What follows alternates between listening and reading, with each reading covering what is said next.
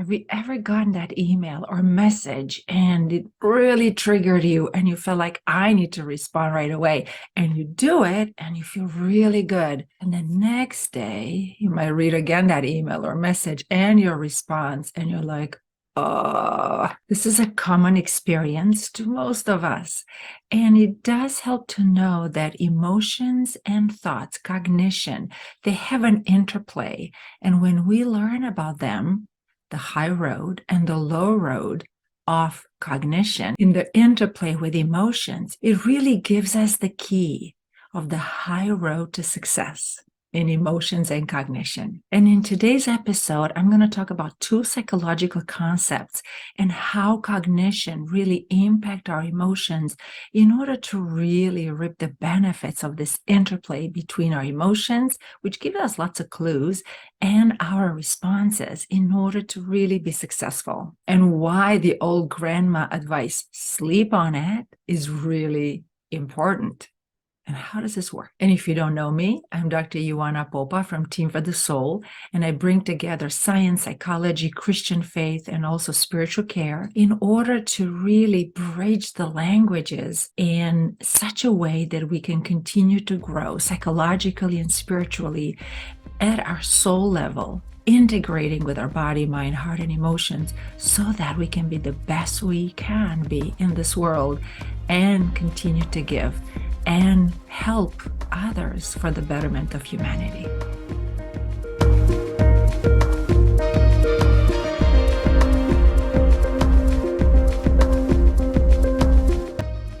When I grew up, we were dealing with letters. So if you want to communicate with someone, you just send this letter and dear so-and-so, and then you go on and do your letter and then sign it and send it, go to the postal office and receive it after a few days, sometimes weeks, depending on where in the world they were. And you'd get a response weeks later. Now, that is not what's happening now. We have emails, and those are instantaneous. And once we hit the send button, they're gone. And even more than that, we have messages in our phones, Messenger. I mean, we have so many applications and we communicate instantly. So this can bring a problem because sometimes we heard this story. Yes, sleep on it, don't respond right away.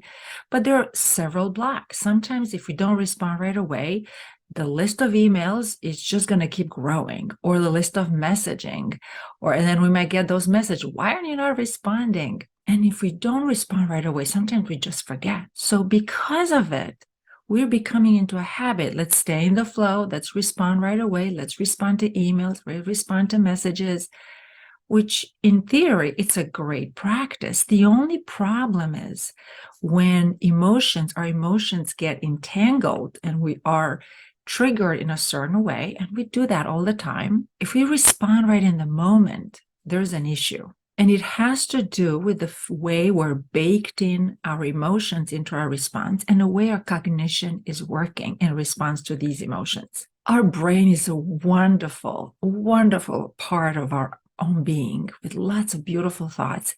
And it works to really modulate emotions through the process that's called appraisal of emotions. What do I mean by that?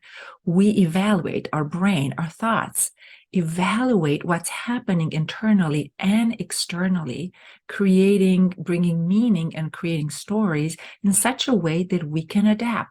We use the appraisal of emotions all the time. And I've talked about this in other episodes, but the key idea is here that we have our brain, a very and highly developed part of our brain, who is cognition. It's part of our frontal lobe, which is really interpreting information. And then we have deeper structures that are more connected with emotions. And you might have heard or not of amygdala, which is a part of our brain. It's kind of tiny piece of our brain, kind of deep down inside, and we have one on each side, are connected to our emotions. And this is called, in psychology, we have a high-low road and a low road from emotion and cognition. So what do I mean by that? So what happens is this: anytime we get new information, either through our eyes or through our body sensation or through our hearing, this sensory information moves through a part of our brain that it's kind of the receiver part of our brain, and then it moves to amygdala when it can produce a particular reaction. And in the same time, some information goes to the frontal part of our brain, the frontal cortex, in order to process this. But here is the catch: the connection between our sensory information from our organs that are grasping the sensory information to the amygdala, where the emotions are registered, it's the low road, and it's faster, much faster than the response all the way to the front part of our brain, which is the one that ultimately evaluates what's best for us, for the greater good. Now, interestingly, when we're really triggered, all that it means is our amygdala flares up, and what's going to happen is going to hijack our consciousness, so to speak. In internal family system, they call this, we're blended with our emotions, we're blended with our reactions. And interestingly enough, it hijacks the higher parts of our brain. So ultimately, what this means is we're not going to be at our best in thinking and problem solving and find the best solution. Now, you might wonder, well, why do we have this kind of reaction? Why can we not think when we actually need it in the middle of the moment? Well, actually, it's very adaptive. It's very primordial. So when we are in a crisis, when we are in a very intense situation, it's better for us to respond really quickly, either fight or flight or freeze. Those are the primordial responses, so that we can survive.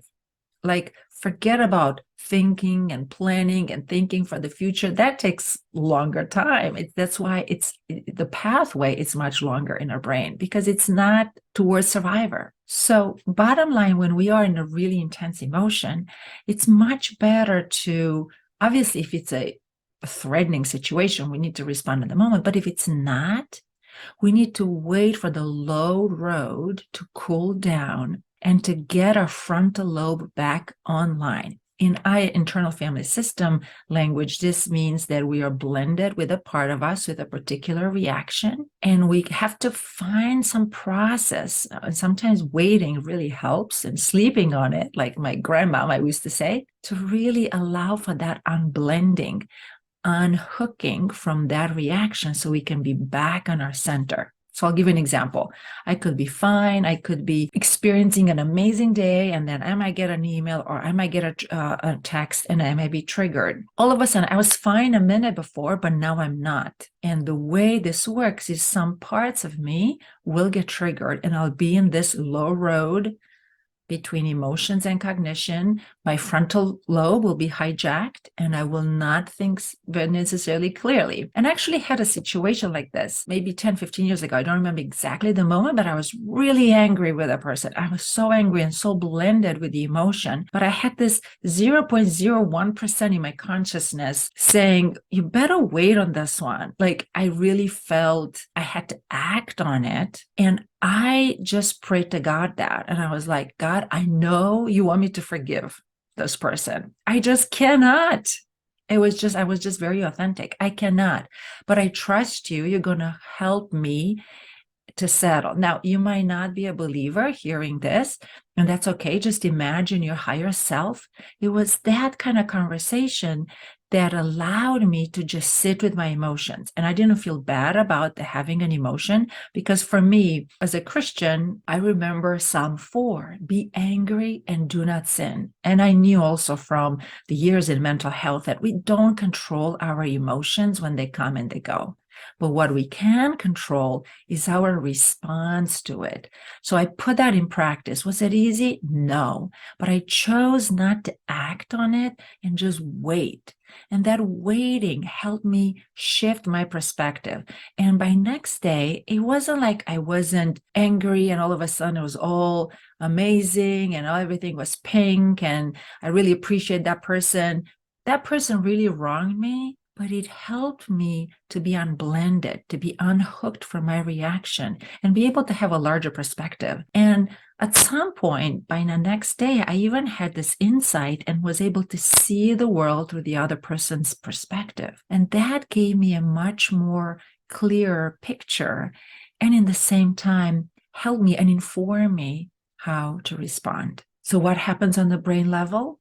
The circuits between my sensory input and the amygdala, which really fired up amygdala and kind of took over my brain. And in a certain sense, I was in an emergency response, really calmed down. It really get to me on a subconscious level that I'm actually not threatened as parts of my brain thought I was. And I had more access to my higher consciousness, to my frontal lobe and other parts of my brain, including a sense of compassion. I was able to get connected with my true self and really experience the other person from their perspective.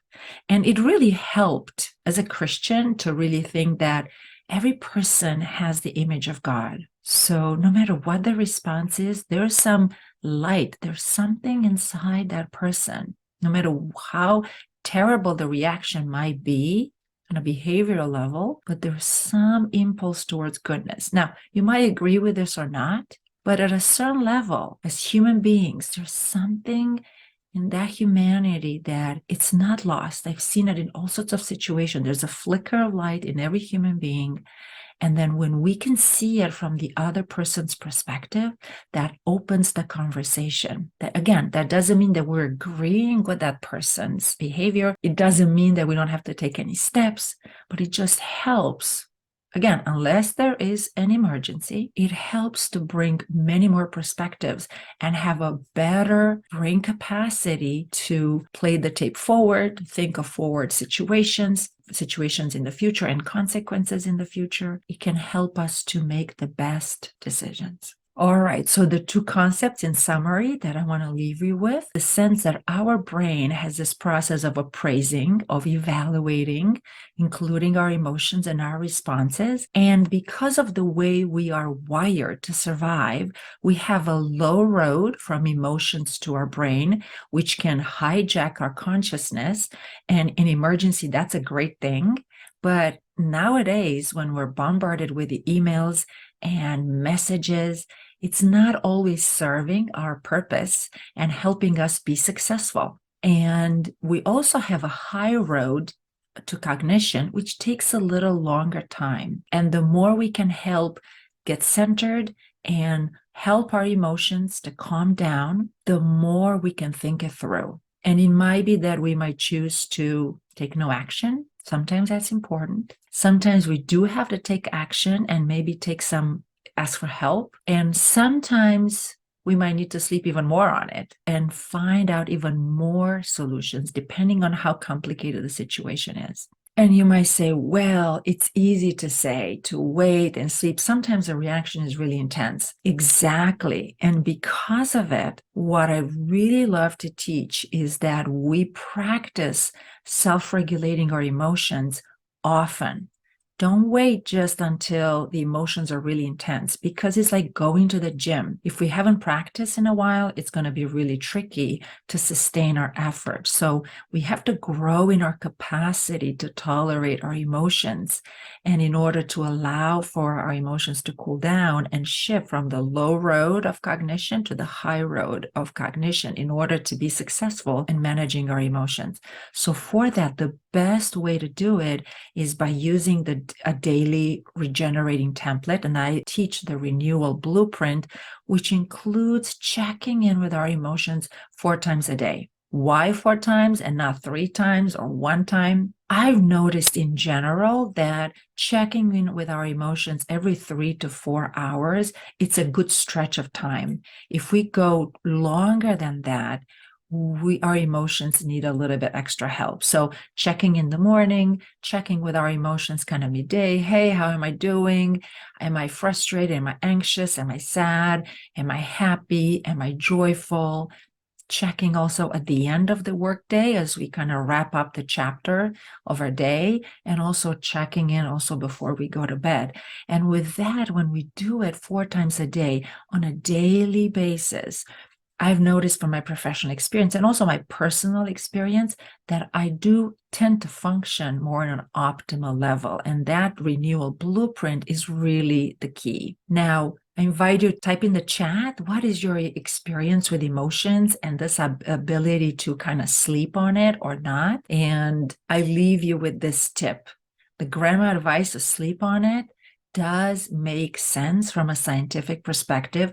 And as hard as this is, and as how exciting it feels to just let it off your chest in the moment, it actually won't probably benefit your future self if you act from the low road of emotion, so to speak. So with that, I thank you so much for all you're doing in the world as a giver, as you're trying to help others, support others, and give for the betterment of humanity. I thank you for all you're doing, and thank you for being in this shared space. And I'm looking forward to your comments in the chat. And until next time, I say goodbye for now.